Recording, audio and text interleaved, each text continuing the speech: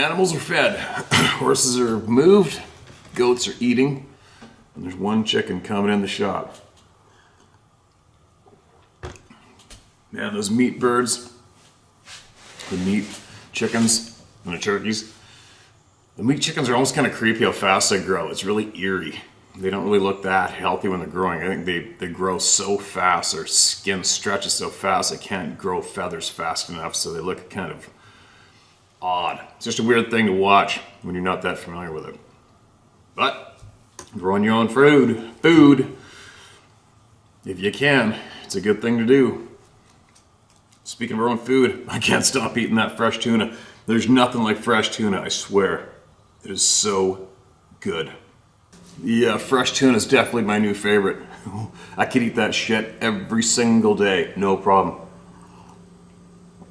Or even, I was even cutting slices off it raw, or dipping it in dumpling sauce, I think it was on the side of the bottle in there. Holy shit, it was good. But anyway, getting on with it. You know, I was thinking, I bought this GoPro this year. This is one I've used for videos on here a handful of times. The audio is perfect. And it'll run a long time. What I'm thinking I might do when I go up north, my first time in, I might actually strap it on and let her rip all day long and possibly share my journey, my hunt through the day and traveling all my different trail camera spots that I left up north and seeing what I see and maybe we'll catch some action, you never know. But I think I might try that out this year. I've never done that before. But I just might strap on the GoPro various days and let her rip all day long and see what I can catch. And no, I'm not thinking about catching any wild bush people, but just wildlife and hunting and elk and grizzlies and the whole 9 yards and whatever I come across. I think I might do that. Anyway, quick note, I just saw, I gotta say something about this. Utah is the second state to ban the use of trail cameras for hunting. I have to say something about this. This is so outrageous and absolutely wrong and completely works against basically conservation in the end, and I'll explain why. First off, let it be known that there isn't a game or trail camera in the world that can kill anything or help you kill anything or help you tag, like bring an actual get that arrow or that bullet to connect to that game animal. It's impossible. I've been using trail cameras. I was late coming into it because they were so expensive when they first came out, but now I've got so many trail cameras, it's stupid, but I bought a whole pile to gain knowledge for my hunting apps that I created for spreading, sharing true knowledge to help people hunt better and save money. But anyway, here's an example. First off, to be successful at using a trail camera, you already have to be basically you are already a successful hunter in a way. You know what to look for, the signs to look for, the intersections to look for. You're hiking, you're getting out in the woods, you're enthusiastic, and you're doing an outdoor activity which is fun. And at the same time you're doing all that activity, which leads up to you putting that trail camera in the correct spot. I might be babbling a little bit because sometimes my mouth gets ahead or behind my brain. What I'm saying is just the activity. Let's just say you're a father or a mother and you've got children who you want to get them interested in the outdoors, okay? Well, you take them out there and you get them involved and you take them hiking and you show them the trails, you show them the signs, you show them what to look for, you show them how to find game, you show them how to read game trails and the layout of the land and likely places to possibly leave a trail camera and catch wildlife on film. That's huge because that develops enthusiasm. That gets kids and younger generation interested and also gives them that enthusiasm and excitement to go check that SD card and see the pictures of what's out there and running around and see if they were successful at locating and finding and selecting the correct place to leave a camera to hopefully get those pictures and videos. Okay? And today, conservation dollars, the #1 contributing group in the world for all wildlife conservation is hunters and anglers. It just is. If that makes you angry, I'm sorry, but it's the facts, it's the truth, you gotta lug it out. Nobody's more passionate about the environment and taking care of wildlife than hunters and anglers. Nobody. So anyway, without the new generation becoming involved and excited, those conservation dollars disappear. All right, so when you're taking away the simple act of going out and hiking on a trail and leaving a trail camera on the trail, you're making that illegal, you are really effing up big time. That is a huge, vital mistake that works against what you think you're doing to help. You're wrong. Wrong. If you know anybody who supports the making of use of trail cameras illegal, forward them this video. I'll argue with them until the cows come home and prove them wrong in less than 5 minutes. Here's an example. If you really think that trail cameras are cheating, I'm a very passionate black-tailed deer hunter here in British Columbia. I love it. I love selecting and finding one genetically superior, monster-sized buck and watching him grow and knowing when he's probably senior citizen age, and then I attempt to harvest him. Right? I've been doing that since I was a kid, and I love it. And when I was a kid, I only had to go by footprints and rubs on trees, but it's still the same game, same trails, and the same outcome. You have to work your ass off to hopefully pull it off. Anyway, this one particular buck, as an example, once I realized I found out where he was growing his antlers in his prime year, next to prime, past prime, I carpet bombed the entire area with trail cameras, trying to learn where he might be coming from, maybe. And but more importantly, I just want to see it. I just want to see him. It's a true living ghost in a way. I physically saw that deer 3 times over the course of 5 years with my eyeballs. Now, that entire time I was using trail cameras. So how come the trail camera how come I didn't tag that animal? How come I didn't harvest that animal? Because I literally had probably 40 trail cameras working around the clock, not year round, but during the prime months, spring till late fall. I had over 40 trail cameras in the woods, spread it over 3 mountains, spread it over 7 miles, just trying to figure out where he might be hanging out. That's all I can do, but I got the most awesome, cool trail camera videos and pictures. I was almost more excited just to get him on video and look at him because it was such an unbelievable, amazing animal, elusive, very hard to get your eyeballs on, and I was very, very excited and happy to get those pictures and videos of that monster buck and all the other game that I got on the trail camera at the same time. So for me, and obviously if the trail camera helped you cut a tag in any way, that game animal would have been dead the first day, first week. I don't know how long does the general public think that it takes to harvest an animal using a game camera? Right? Anyway, all you people in Utah who's an avid hunter, I'm sure you're shaking your head right now in absolute frustration. If I lived there, I would fight like a rabid dog to get that turned around. That is embarrassing, shameful. It's such a tragic, irresponsible decision. It takes away a great tool to create enthusiasm, fun, and a healthy activity and ensure that the next generation gets interest and participates and creates conservation dollars. And the state of Utah and some other embarrassing state have made it illegal. So irresponsible, so embarrassing, so tragic. What a bunch of fools. Absolute irresponsible fools. They shouldn't be in the position they are in to be able to pull off that decision. It's very, very, very wrong. So there you go. There's my spiel.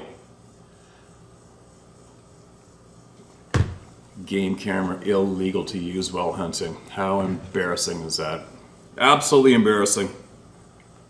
I haven't seen a game camera kill a game animal yet. Right? Holy. I'll stop babbling on that topic, all right, you guys, but it's absolutely tragic. It's embarrassing. And it just makes me shake my head. Give your heads a shake. Anyway, that's my rant for the morning. Let's listen to some important voices now. This is titled Your Sighting. Hey Steve, I appreciate your channel. You know what would be really cool is if you ever got up to near where you had your encounter with that being on the rock, drop in and show us the spot. Just a thought. That would be neat. Would be neat, but unfortunately on Vancouver Island right now, apparently somebody made an embarrassing deal, irresponsible deal many years ago, and they basically made all of the mountains and the forests of Vancouver Island private land. Another tragic, embarrassing shit show. I don't respect that myself. But anyways, there's gates everywhere. There's literally gates everywhere preventing you to go to many of the places that I used to go when I was first got my driver's license. So there you go. I guess I could probably sneak a dirt bike underneath. I'd have to purchase a dirt bike, sneak it underneath the gate somewhere, and then go for it. So who knows? Maybe one day.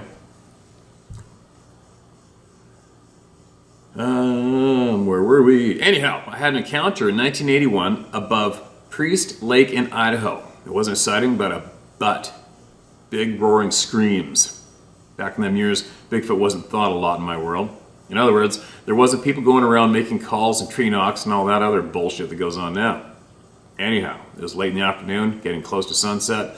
Me and my mother grabbed some beers, got in my pickup, and decided we were gonna go high up in the Selkirk Mountains overlooking Priest Lake. Find a spot and drink a couple beers. I can't remember what drainage we were headed up to. I can't remember what drainage we were headed up to, mouth or one of them in that area. We had been climbing for a while, and I finally had to get out and relieve myself. I found a wide spot. My mom stayed in the truck. I got out doing my thing and heard the most loud screaming roar coming from around the corner just over the point. If you kept going, the road switched back to the right and went up around over a little ridge, like a point, and it sounded like it was just right over that point, another 100 yards or so. And it roared and screamed a few times, extremely loud. And I got back in the truck and asked my mom, "Did you hear that?" She says, "What?" I said, "That roaring and screaming." She had her window up and a little tipsy, LOL. I heard something, she said, I didn't take the time. I heard something, she said, and I didn't take the time to let her hear it. I said, "We need to get out of here." So we turned around and got out of there. I had no gun with me. If we would have kept going, it might have turned into a sighting, but I'm okay with that. I explained to her on the way back down what I had heard. I know all the sounds of elk and different critters, being an avid hunter my whole life. I believe in Bigfoot, and I always say I've never seen him, but I heard him.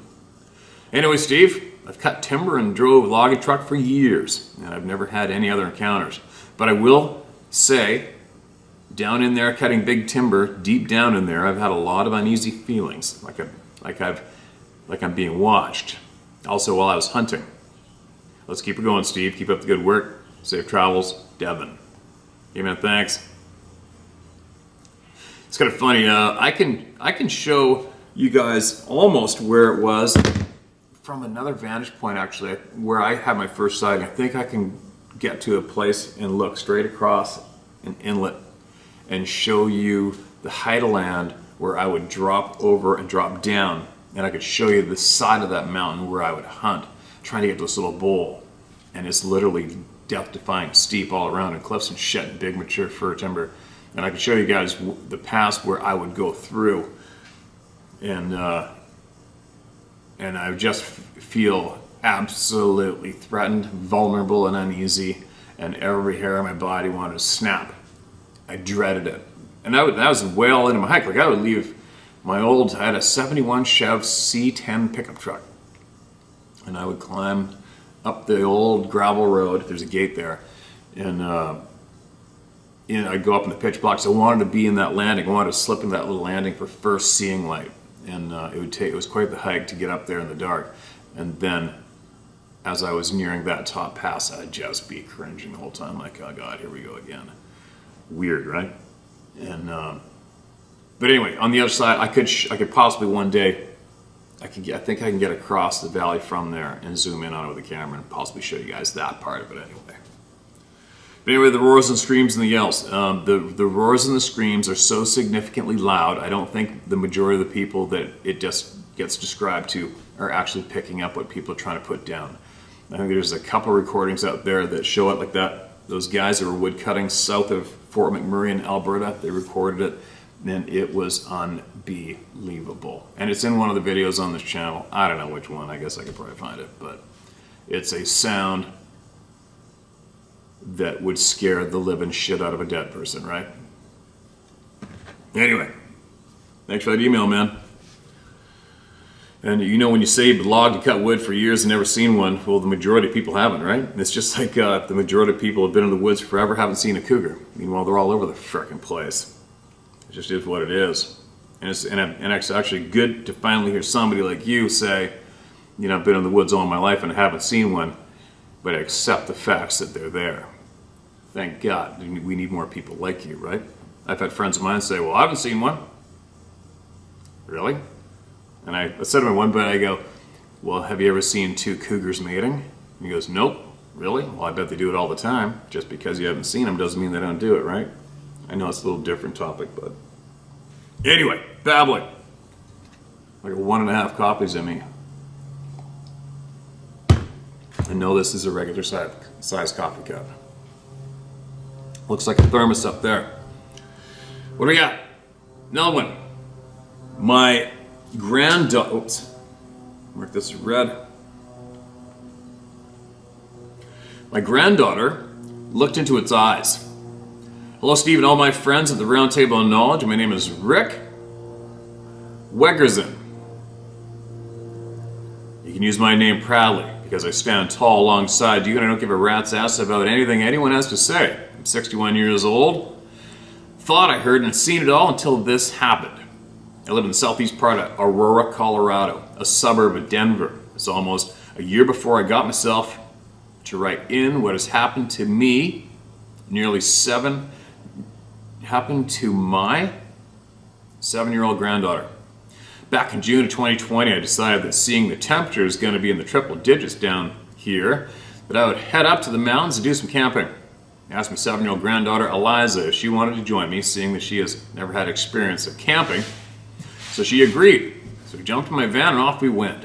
We headed up to a campground that I knew had an elevation of around 8,500 feet, close to the town of Bailey, Colorado. That's known for Bigfoot activity, and they had the Bigfoot Museum there. You Google it, check it out. I thought it'd be a much cooler up there, so off we went. After an 1.5-hour ride, we pulled into the campground that had a lot of people and kids. And as I was reading the sign on the board, it says no overnight camping, which I got a little confused. But it was a beautiful day, and you could hear the birds, the squirrels, and the kids' laughter. It's just a beautiful day. Seeing that we couldn't camp overnight, I decided to go back out onto the road and take a little bit of a trip to another campsite, which we found. This campsite had approximately 12 to 14 sites, which all of them had a paper on the post to each lot saying that it was reserved, except for one spot. So the campground was in the shape of, say, a sucker one road coming into a circle and then out the same road. I think you might have meant to say circle. We backed in to the only available lot. I started to unload my Red Bulls up the dashboard and got out of the van, and the first thing I noticed is we're the only ones there. Not only were we the only ones there, but there was no breeze. There was no noise. It was so quiet that I heard a ringing in my ears. As I walked up to the picnic bench to put my drinks on the picnic bench, I just happened to look up. There was an opening maybe 30 feet wide in between the bush and the trees, and I noticed a tall person with a black hoodie, black pants, holding a branch, walking by. I wonder why anybody would be wearing a long sleeve hoodie in this heat. And as I looked at it, I noticed that something wasn't right. It kind of had a pointed head. I watched it as it walked by for 4 steps, probably 5 to 8 seconds, and disappeared behind trees. I was fixated on that. Oh, behind a tree. I was fixated on that spot, and I couldn't take my eyes off it. I couldn't move. I couldn't speak. Even hearing my granddaughter saying, "Papa, what's wrong? What's wrong, Papa?" She could have been asking me for that for several minutes. I don't know. I just couldn't move. I can't blink my eyes. I couldn't say anything until her voice snapped me out of my staring stupor. I went on to say that there's nothing wrong. Let me get the tent and our cooler out. So as we were unloading, I kept going and looking at that spot. It was the only open spot that was visible to see the side of the mountain, for everything was covered in green leaves and foliage. I just did not have a good feeling, like something that was not right. So I sat down. She was asking me what I saw. I told her there's things in life that no one teaches you in school, Eliza. They only tell you and teach you what they want you to know. I went on to tell her about the lights that I've seen in the past in the skies, and how there are things that people will see and experience that nobody will believe. I've been in the paranormal field for over 20 years, in which one case we're investigating, I was attacked by a major demon. One of the 13 generals that lose for pool to hell with them, and he's actually in charge of the southeast wind and pestilence. But it attacked me, choking me, as 3 priests, the homeowner, his fiancée, and son watch as I was grabbing my throat, trying to get the hands off me that weren't there, which resulted in crushing all my vertebrae in my neck, leading to 6 operations, 1 operation every 6 months. I have more hardware and screws in my neck than you find in a hardware store. That is frickin' alarming. Man, there's a glare up the car, it's blinding me. Hold on a minute. The sun's going, and I'm facing the southeast shop door. I had to put a bunch of coats on the car to stop that blinding frickin' reflection. Anyway, which resulted in crushing my vertebrae, 6 month period. 1 operation every 6 months. I have more hardware and screws in my neck than you'll find at a hardware store, but that's another story. And she knew about that, so I started to tell her about the Sasquatch people. That is so frickin' alarming, it's ridiculous. If something can do that to you, I wonder why it didn't just flat out kill you. I mean, if something can crush your neck and your vertebrae, why couldn't it just crush your ribs and skewer your heart and shred the shit out of your organs and make sure you're dead? That's absolutely bizarre.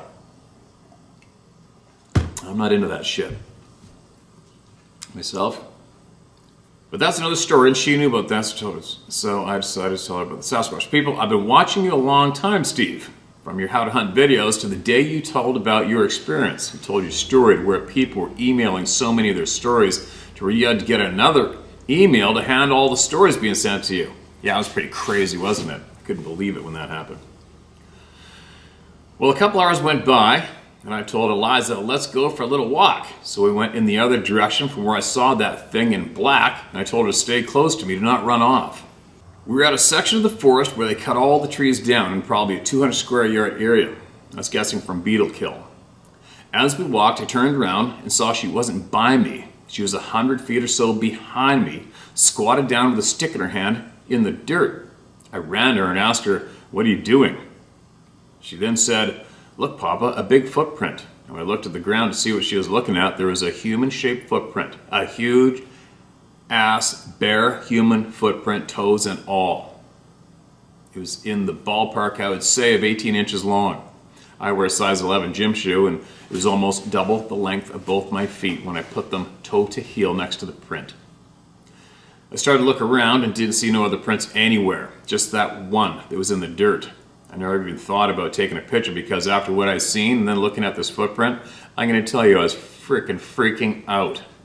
No doubt. I told Eliza, you have to stay with me and do not wander off from behind me.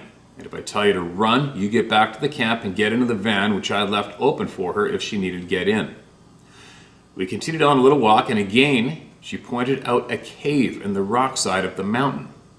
There was not a sound out there, not even a breeze. There wasn't even a bird singing. There was nothing. I could hear a mosquito fart if there was one to be found, lol.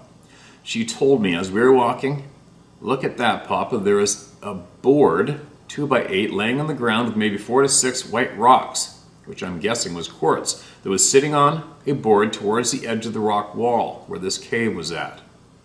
As I started looking around, with a very uneasy feeling, I saw a giant X, 2 uprooted trees in front of a patch of trees leading up to the rock wall. I'm not kidding you, Steve. Everything that we've been told by the people that write into you and share their knowledge and experiences, it all started flooding back to me. And I began to be on my toes, absolutely freaking out without showing her. I then told her that we need to start getting back to camp and start preparing a fire to eat. I just wanted to get out of what I was feeling was an unsafe area, an ambush spot. It was only a few hours after the darkness fell, and we were still the only ones there in the campground with an uneasy feeling. I can't believe you're still staying.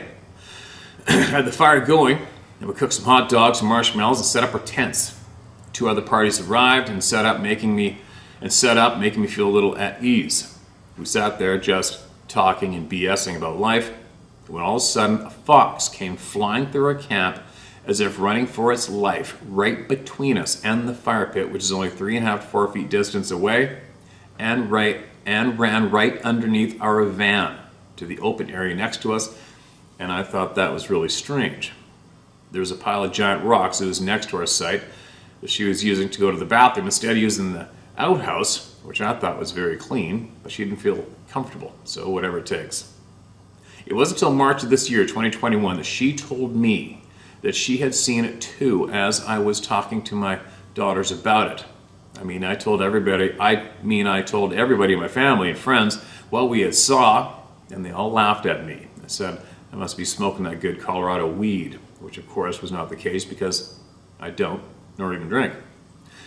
Yeah, just a side note, there isn't an alcohol or a marijuana or a drug available, I would imagine, that would make you see consistently 8 to 9, 10 foot tall upright hairy being. Just isn't. I don't even know why people say that. What were you smoking? What were you drinking? I don't get it. But she told me she had seen it shortly after I did, but didn't tell me. She said that she saw its face, its hands, and the bottom of its feet. When I asked her, how did you see that, Eliza, and she said, okay, there's no quotations in here, so I'm a little garbled. And she said that as she was looking at the tree line, it walked out and she made eye contact with it. She told me that it told her to quit staring at me. It turned around off. She said that his face was kind of tan and had long black hair all over its head, and its body, long arms, long legs, and she could see kind of the same color on the back of the hands and the feet as it was running off. So that really just made my day because I knew what I saw, and now she confirms everything, and she tells me her story. I asked her, Eliza, I don't hear anything. Why didn't you tell me that? And she said that it looked right in her eyes and said to stop looking at me and said to stop looking at me in her head. Through mind speak, I'm guessing. Since that day, I've not slept the night where I had not thought about this. I even think about the daytime. I can't stop thinking about it. I'm losing sleep. I have dreams about it. I look everywhere when I'm driving around out in the woods to see if I see anything. It's just fixated in my brain, I guess. I want to go back camping because I've not gone since that day. Seeing that I'm considered a felon for a domestic dispute 20 years ago, this great country will not allow me to have a weapon. So all I have is my knives, a machete, and a bad attitude to whip some ass if I need to. Well, now it's April 6, 2021, almost 1 year since our experience / nightmare, and I'm planning on heading back up there to the same little campground. Maybe next month, unless the temperature warms up faster, and I'll face my demons. I'll get back in the groove of life again. I grew up in the woods camping and hunting and just relaxing. So, now, without asking, we're both club members, and now members of the Round Table, that exclusive club that you didn't ask to be in. And if you're nominated to be in that group, it'll change your life forever. Amen. I'm telling you, Steve, I just cannot get out of my mind. I took some pictures of them trees that were flipped into the X, and a picture of the rocks are on the board. Later I also went to where I saw that thing walk by. It took me 15 steps to get across that open area, which I only saw 3 or 4 steps go across that opening. And it also was holding on to a tree branch as it was walking by. I could not even reach that branch that went across. I'm 5'6", and I went and stood underneath it, and I would have had to jump up just to even be able to hit it with my fingers. I'm guessing it was 7 to 8 feet tall, but skinny. Maybe a juvenile? Well, I love you, Steve, in a manly way. Laugh my ass off. Keep up the good work, my friend, and I got your back just like many others. When it's time for patriots to stand up, maybe we'll cross each other's paths and I'll have a beer with you. Because there are a certain group of us that don't take any shit from nobody. And with the world collapsing around us, we all need to stay together. All right, my friend, I feel better just doing this voice text sitting in the parking lot. So keep your beak up and don't let your meat loaf. What? Keep your beak up and don't let your meat loaf. Yes. I tried to find the pictures, but my cell wouldn't go back far enough. This is the first time I'm doing an email off my phone, and I've had a friend dig a hole in the ground and put candy in it. He raked all the dirt around it, and he got this print. Something reached down to take the candy out and left this impression in the dirt. You can see my hand in comparison size to what the print that he found. All right, my friend, God bless everybody. My justice rule and peace fill the earth. Thank you, Rick W. It's a big hand. Wow, it's a big son of a bitch. Check it out. Check out that glove. I guess they did a cast of it, right? Obviously.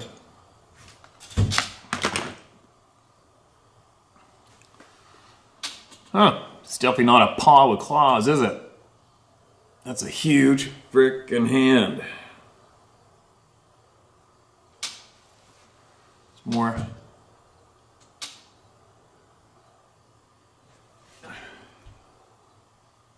Wow. Hey, absolutely appreciate you sending that in, man. Yeah, it is a life sentence seeing one of those things. Oh man, the glare is getting me. But yeah, it's a life sentence getting slapped in the face with the truth. And especially when it's not even mentioned to us. Ever. Growing up in the school system. Right? The education system. They don't want to mention any of the truth, that's for sure. They just want to get you on the program of donating 5 out of 7 days of your life to sitting in that room where you initially didn't want to go. And get you all readied up to be a working bee for yeah, I'll stop babbling right there. Oh my god, glare's killing me. Just a second. Whew, there we go. All right, so anyway, yeah, the life sentence thing, it sucks in a way, and how many people out there are shaking their head when you admit publicly that you can never not think about the damn things when you're going on a road trip, hunting, or whatever. You just can't. It's not possible. It's not possible. You're always looking, wondering. I wonder if there's any in there. I wonder if they're in there. I wonder if they're up there. I wonder how many times they've crossed the highway here. What's that black thing over there as you're driving, right? It's a sentence. And nobody asked for it. Not one person asked for it. But anyway, if you wanted to possibly share this video with your family members that were laughing at you, and your friend that got the cast of the hand, maybe he wants to share what the hell he knows and how he pulled that off. Or not. Which is fine too. Now, who else? Mark this is red. Alright. This is titled Never Try to Approach a Bigfoot. Hey Steve, tried to send this the other day, just realized that I mistyped your address. Some of my encounters that took place over last winter are written out below. I really tried to keep it short and therefore left out a bunch of little details here and there. Just for your read time, and as I know you have a lot to cover since this stuff happened, I can't tell you how many hours I've spent listening to other people's encounters and researching Sasquatch online.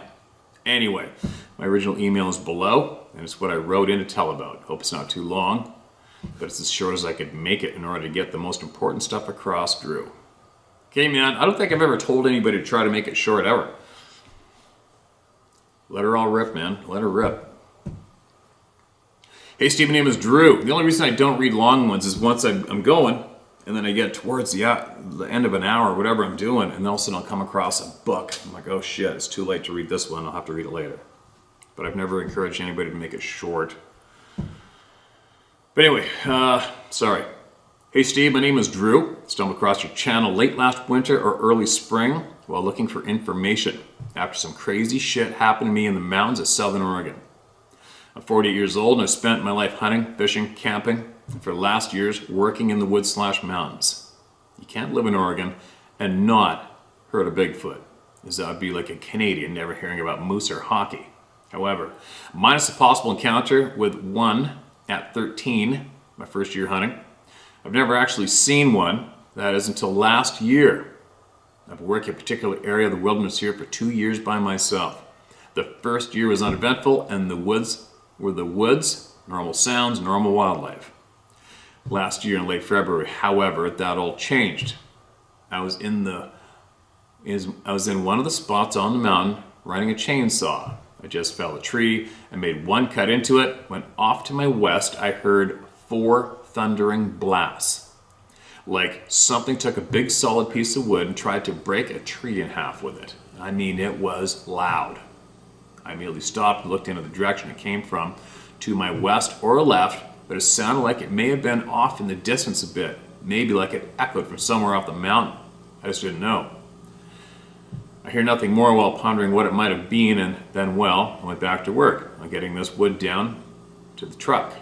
Approximately 30 minutes later, I'd moved to 80 yards east on this slope and fell another tree downhill, which would be north in actual direction, and again made one cut into it when bam, 4 more from directly behind me to the south up the hill.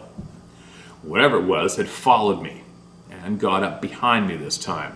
I flipped around looking up the hill briefly and then just picked up my saw and left that area for the day and went home.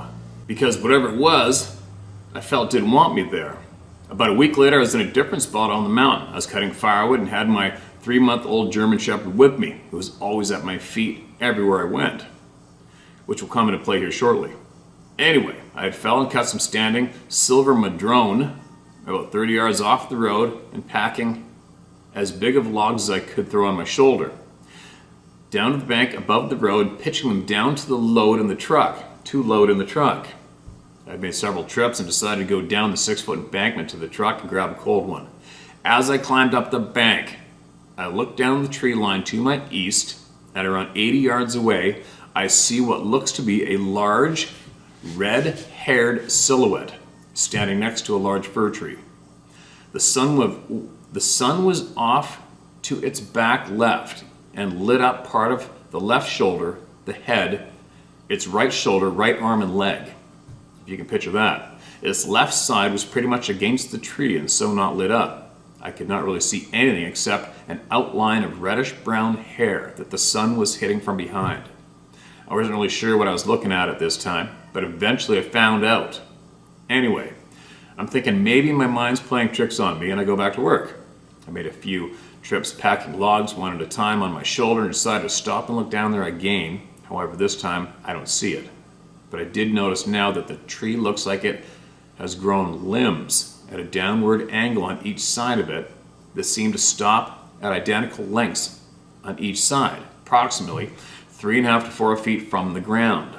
Hard to say at that distance. Anyway, I'm still unconvinced I'm actually seeing anything in particular, and still thinking maybe I'm just seeing things.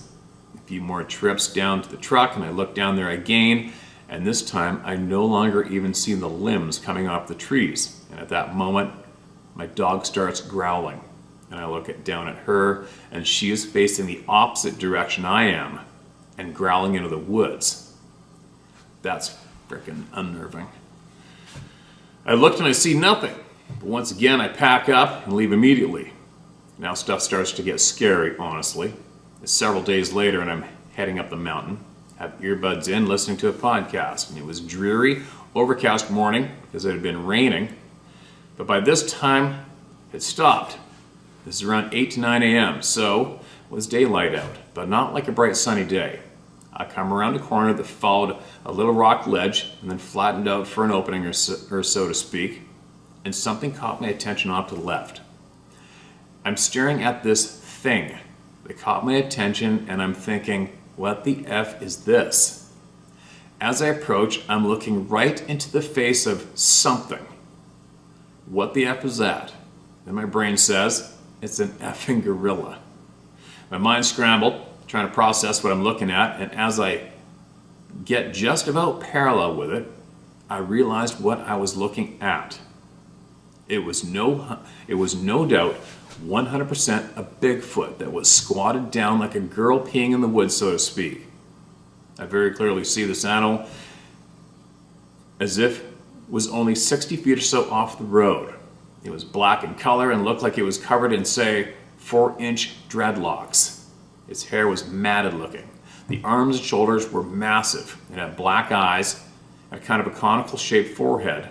It was a kind of a gray/blue color. The brow ridge was very pronounced, as well as its cheekbones.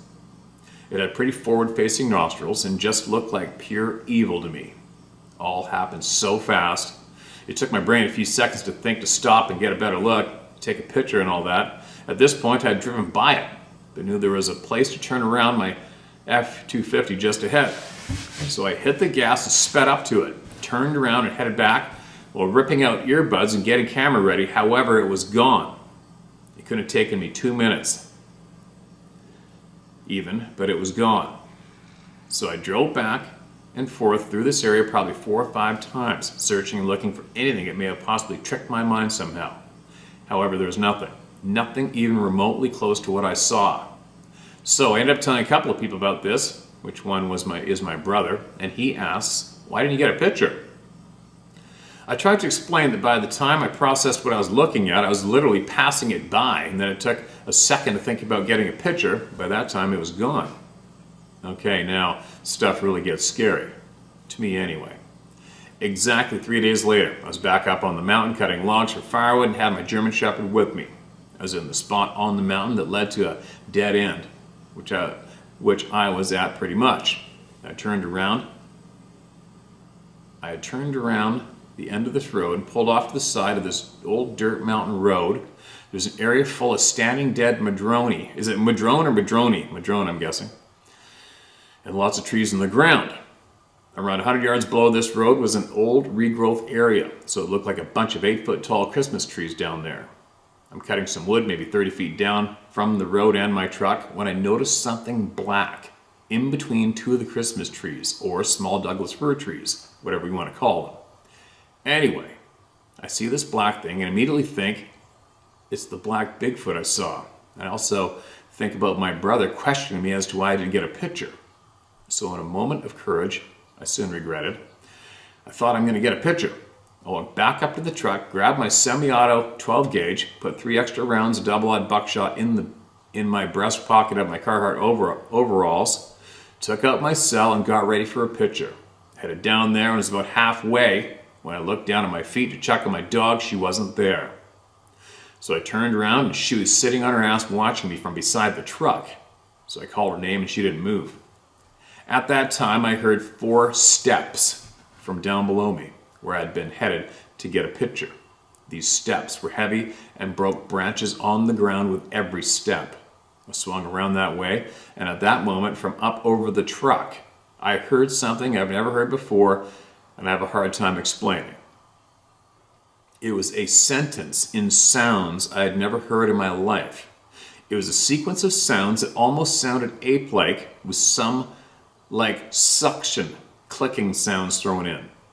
At that moment, my heart sunk into my stomach, and it all came together, or so to speak. I was surrounded, no doubt. The black thing looking through the treetops that I just heard take 4 steps had to be the black one I had just looked right into the face of 3 days before, and no doubt the red-haired one was above me. Holy F. I froze for a moment and then started sounding like a crazy man. I literally verbalized, "I'm sorry, I'll not try to approach you anymore. I'm going to put my gun down and just need to pick up this wood I cut and I'm leaving." So I did. Went back to the truck, leaned the 12 gauge up against it, looked up the road and my stuff, loaded up the wood and my stuff and left. I didn't go back to that area for a while, and when I did, it's like the mountain was back to normal, as in the wildlife and the sounds. I have no doubt that my drive to get a picture to show my brother I wasn't nuts probably damn near got me killed. If ever in that situation again, there will be zero chance that I try to get closer in order to take a picture. No effing way. I truly think the red one had stopped the black one with whatever it said to it in a completely foreign language to me. During the time since then, I've spent countless hours researching this, and I've heard lots of encounters from people. I also found Ron Moorhead's Sierra Sounds recordings, and the closest thing to what I heard that day are in part 3 of a 4-part series of sounds he put out. I think his last name is Moorhead. Yeah, it is. Anyway, I might be wrong on that. I don't know. Anyway, there are some other things that have happened over my life in the mountains of Oregon that I now believe were them also, after hearing so much about them since this happened. Take care, keep doing what you're doing, stay safe out there, and if anything else happens, I'll be sure to let you know, Drew. That's a holy shit story, Drew. I don't know why, well, you know, loggers, right? Loggers, fishermen, everybody else. Very A-type. And I don't think, in the past, not too many loggers have come forward and spoke openly about what's going on up there. I met a faller in Port Renfrew years ago. Old friend, girlfriend of mine's dad, and he just flat out told me one time. He goes, "Oh yeah." I said to him, I go, "Hey, so I hear you seen Sasquatch one time," and he just looks at me and he goes, "Yeah." And the first thing he said, casually, he goes, "Yeah, I wouldn't mind finding out where they winter and maybe go watch them or something sometime." I'm like, "What?" I go, "You see it? Where'd you see it?" He said, "Oh, we're driving down the Gordon River, Maine in a crummy." So he had the crew in the crew cab pickup truck with him, and they're driving down the road in the dark, and he said that they noticed eyeballs up above the alder trees on the right at the bank, but then they realized there's no bank there, it's just flat off ground, and they stopped the truck, and this thing just calmly walked across the Gordon River Main Line logging road, just outside of Port Renfrew, and walked across in front of them on the road. It's the first time I heard a logger admit to it. And then since then, though, we haven't had too many loggers, considering how many loggers are out there, and I will guarantee you there is thousands of loggers following this channel right now. Guaranteed. And but they're just not big on openly talking about it, but probably not even big on admitting to the co-workers that they're even interested in the topic or watching this channel, right? I have had a few loggers approach me in person to tell me they follow the channel and they've had some experiences. And but anyway, if you are out there working in the forest industry, email us in what you know, where you were, what you saw. You don't even have to, I'm not going to leave your name, that's for sure. I think I've got a proven track record for that, unless I screw up. The only time I screw up leaving a name is when people start off the story with their name, and then I'll read it forever and get lost in the story, and then at the very end, don't use my name. Don't write it in, all right? Just don't put your name down. If you don't want it heard, don't put your name in anything, okay? So I got so much going on, my brain's usually scrambled, and I'm on I don't have too much time. But anyway, thanks again for sending that in, man. And I don't believe it was you attempting to get a photograph, because they could have eluded that easily. It's the fact that you loaded that gun. That's what was getting you in trouble. I put money on that one myself, but anyway. Upstate New York. Hello, Steve. Just want to thank for the stage you have for us to exhale this fermenting crap in us. My name is, it's a tongue twister, no worries, let it rip, Domenico Farnasio. Your typical Asian name, Asian, sounds a little Italian to me. I've been listening to you and a couple others for some time, and I heard an experience some time ago that triggered a memory. What I and my dad experienced. And lately hearing a lot from, your favorite word, Adirondacks, New York. It's so funny how many people just want my Canadian accent to level out and pronounce it the way they do. So I figure I'd exhale it also.